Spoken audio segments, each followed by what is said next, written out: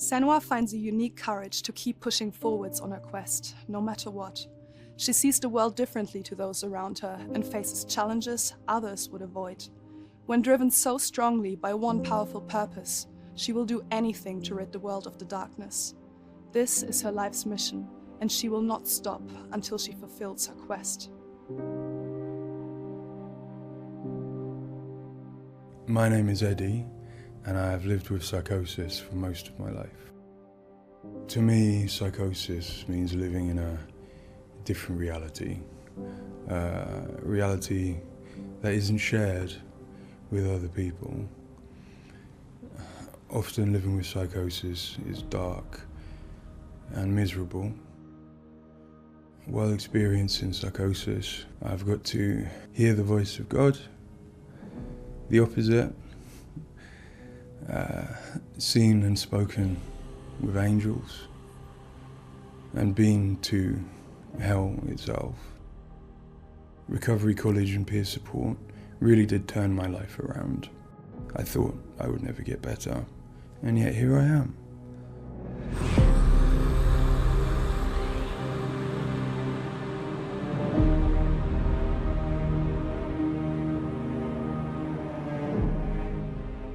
The things that Senua experiences in Hellblade are very similar to some of my own experiences. She lives in a reality that other people might find hard to understand. She sees significance in symbols, in meeting people, in all sorts of things that are going on around her. Senua is experiencing an altered state of reality which would be very hard to understand without having experienced it yourself or playing Hellblade. Lost soul who fought through hell to find us. You were lost. Not anymore. Are you ready for what you will find here? It's difficult saying that it's an illness, that it's not real. Of course, to me, it is. And of course, to Senua, it is. And that's what's driving her to do these amazing feats of courage, to overcome pain and exhaustion, to do what she knows she must. All the fear. Everything I've seen, everything I've done, has led me to this place. We've come so far, not far enough. Say it. You are ready. Tell them. In Senua's Saga Hellblade 2, we tell the second part of the story of Senua, a Celtic warrior who, like Eddie, has experiences of psychosis, seeing the world in a unique way and existing in a reality unshared by others. At a surface level, this manifests for Senua in seeing things that others don't, hearing things that others don't, and having unique beliefs about the world. My name's Paul Fletcher. I'm a psychiatrist and a professor of neuroscience at the University of Cambridge, and I've been working with the Ninja Theory team on Hellblade and other projects for several years now. I am a clinical doctor, but have also added research and teaching to my role. And in all three areas, I'm especially interested in the human brain and how it strives to make sense of the world, which is complex and changing all the time. The lake. Like a mirror. You can see the reflection. Senua, like many people, experiences psychosis. Now, psychosis is not a diagnosis, although it is associated with a number of medical and psychiatric conditions. But ultimately, it's a loose description of a shift in one's experience of reality. What are you doing? Screams of the dead. There's something here. They are not. I need to find out what it is. They are. A person with psychosis might experience changes in their perceptions and their beliefs. For example, they might see or hear things that other people can't. and they might come to believe things that are quite uncharacteristic for them. For example, they might feel that somebody, perhaps somebody even very close to them, is intent on trying to harm them. Now, it's very important to remember that this is not just a vague feeling or an imagination. To the person, it feels like their reality, just as everything around me feels like my reality to me. I, like many people, feel that in order to even begin to understand psychosis, we have to start with thinking about how the brain works in general, how it makes sense of the world around it. And when we do that, we're repeatedly confronted with evidence that actually it doesn't just rely on the evidence of our senses, but it actually relies on what it already knows, on its predictions, its anticipations, and its expectations. Your voices. Now that might seem like a defect. After all, why would we want to rely on what we already know rather than what the world is telling us? But if we did act simply as passive receivers, we would be completely swamped. We'd be like a newborn infant trying to make sense of the colours and shapes without any way of having a framework to try and understand those colours and shapes. Our senses are bombarded with information from the world that's rapid, it's intensive, it is noisy, ambiguous, unreliable. And if we were to try and make sense of that without imposing patterns and expectations, then it would be like trying to assemble a multidimensional jigsaw without knowing what the picture was on the box. Many of us think that the brain ultimately is an organ that makes predictions. It craves patterns and associations in order to make sense of the world. And without that, we are confronted with a feeling of uncertainty, of anxiety, of distress, even of fear. They're calling. Something is drawing near. Where do these predictions come from? Many of them are actually embedded in the structure of our brain, probably wired there by evolution. Many of them come from our earliest experiences as babies, trying to make sense of this new world that we're born into. Many come from our early childhood experiences, from what we learn from others and how we interact with others, from our parents, our teachers, our friends.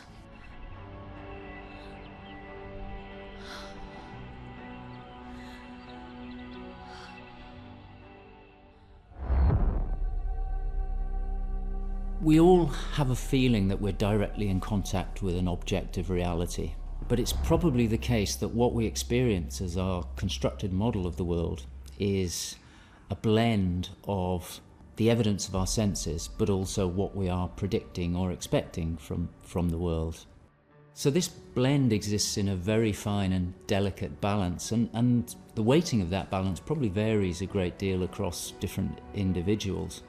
But crucially, this balance is what determines how we experience and interpret and act upon the world. And some of them are embedded in shared experiences with others, our society, our culture, our arts, even our religions and our mythologies. So for the most part, this works very well for us and enables us to make sense of the world, but it's also, being a delicate balance, it can be shifted, and it's very easy, even under the most normal day-to-day circumstances, to deviate from objective reality. A good example of this is the hollow mask illusion. All of us are familiar with a mask. We know that it depicts a face and that the inside is hollow. But when we see the mask rotating round and we see the hollow side, there is a deeper prediction, probably embedded in our brain, that facial features tend not to be hollow, that they stick out. And this deeper prediction can override our knowledge that the mask is hollow and make us actually perceive the face as sticking out at us. Despite what we know, the deeper predictions will override this. So for me and many in my field, perceptual illusions like this, which are very common, are really interesting because they tell us something fundamentally about how the brain is making sense of reality using its predictions. But more than that, for me, it's very interesting because it begins to give us a sense of how psychosis might begin to emerge. Psychosis is this experience of an altered internal construction of one's reality. And it seems feasible that this is dependent upon this balance I've talked about between predictions and evidence. And it is probably the case that some people tend to weight their predictions more heavily. This, in many circumstances, is advantageous because it means that they can discern patterns and associations that perhaps other people can't. But if that balance was shifted further by different circumstances, then it may well be that they begin to construct a reality that doesn't accord with the world around them. What might cause that shift? Well, a number of things. It could be caused by stress, sleep deprivation. It could be caused by illness, neurochemical disturbances. It's also the case that our experience will change how we predict things. So a very profound experience, for example, of trauma, could powerfully change the way in which we make predictions about the world and shift us from this delicate balance into a state of psychosis. In the case of Senua, we know that from an early age she was able to discern patterns and associations that perhaps other people couldn't. And on top of that, her childhood and adolescence had a number of traumas in it. Her father was abusive and he accused her of being the cause of evil and darkness. Her mother, who had the same capabilities as she did, was actually sacrificed for the same reason.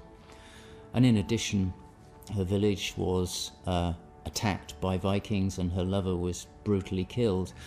And it's possible that all of these traumas would act on her natural tendencies to topple her into this psychotic experience that is depicted in Hellblade. With every defeat, the dark rot will grow and soon it will take her soul.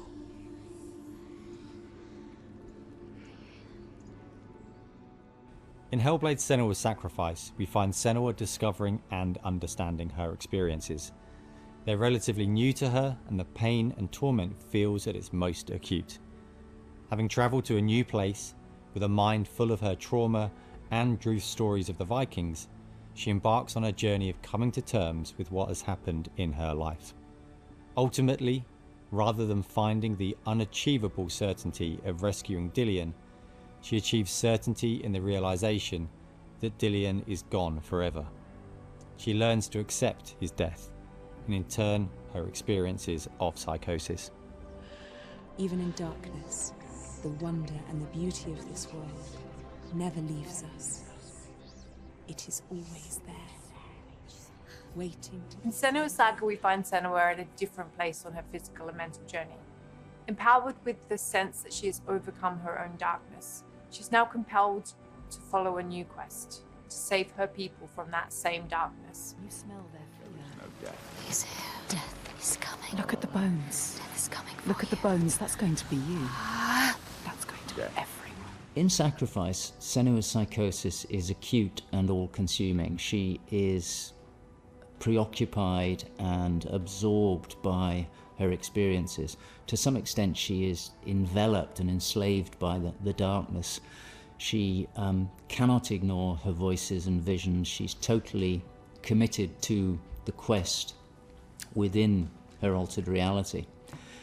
In Saga, there has been some resolution to this. There's no miracle recovery. She still experiences the voices and visions. She still has a changed reality. But the balance of power has shifted. She is the one who is able to be in control. She's able to resist and challenge the voices. She's able to make decisions that much more clearly reflect her own goals. They see through your lies, and I will show them how to see as I do. I will not appease your gods. I will destroy them. And in addition, in Saga, she is able to encompass the reality of others.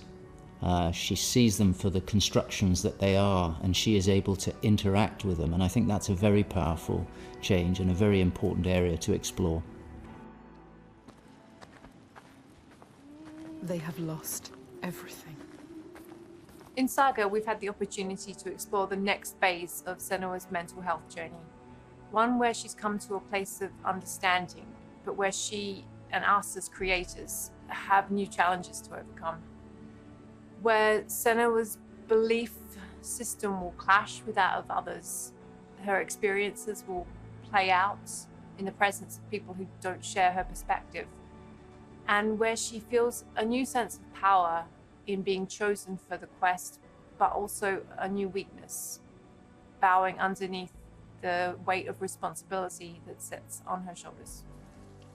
Wait.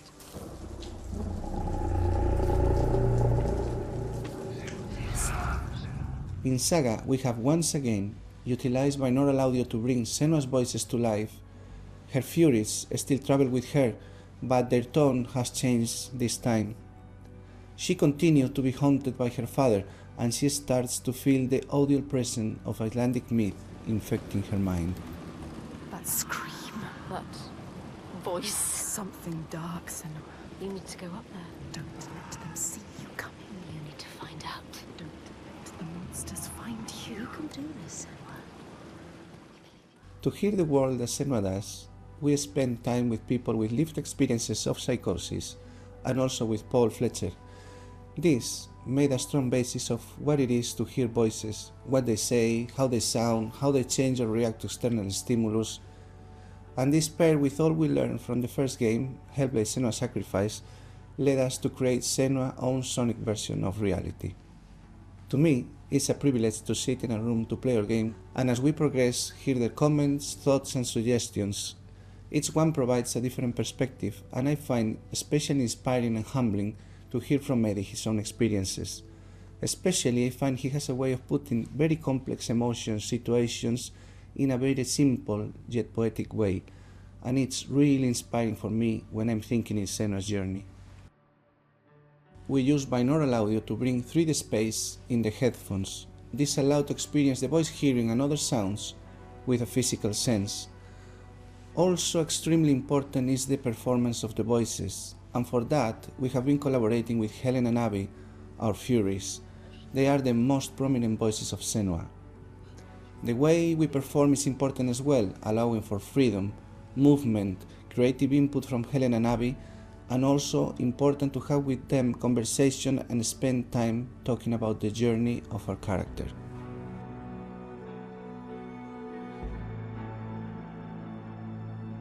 There is a lot of time gone into experimentation, so every sound in the game is connected in some way with the emotion that Senua is experiencing as she travels through Iceland, from the sounds of the nature to some of the musical moments. What's a sign? Beyond of its uniqueness or not, I find that for me, something extremely important is to create a connection beyond the game. So in understanding Senua's own reality and going on a journey with her, I hope our players will understand better how people experience reality different, and in doing so, I feel we break those walls that keep us distant and lonely. My brothers used to come here to practice fighting. Sneak out. Follow them. For Saga, in order to bring Senua's experiences of hallucinations to life, it was very important for us to listen to people's real lived experiences. It was then a case of thinking about how Senua's world and reality might look when faced with these types of examples. This would have been impossible without Paul Fletcher and amazing people like Eddie and Kathy, who've been so open and honest about what they have been and do go through on a day-to-day basis. I think it takes real strength to be able to talk about such personal things to a new group of people. On the visual side, we have lent into things like repeating fractal geometry shapes, cymatic patterns, with lighting and post-processing changes to all help reflect the current feelings of Senua. And hopefully, when combined with the audio and gameplay, the player will get a sense of what we are aiming to achieve. just like before. No, this cannot happen again. You couldn't do anything. We have to stop it happening. Face it. You need to face it. Focus. You need to look at it. In Sacrifice, we saw a story of Senua's suffering at the hands of her experiences. In Saga, we're telling a more nuanced story of the next step on her journey. One where she has found a greater balance, but where her experiences are just as strong. Where rather than being a victim to her experiences of psychosis, she is driven by them on a path that only she sees. Bringing sin with you. The gods cannot be killed. One thing that I find very exciting in Saga is that there's an attempt to explore something that is really neglected in my field, which is the experience of a dual reality that some people have. People who have had Senua's types of experience have spoken to me about this feeling that they have their own reality, but they also recognize the reality that others experience, and it can be very confusing, it can be disorientating.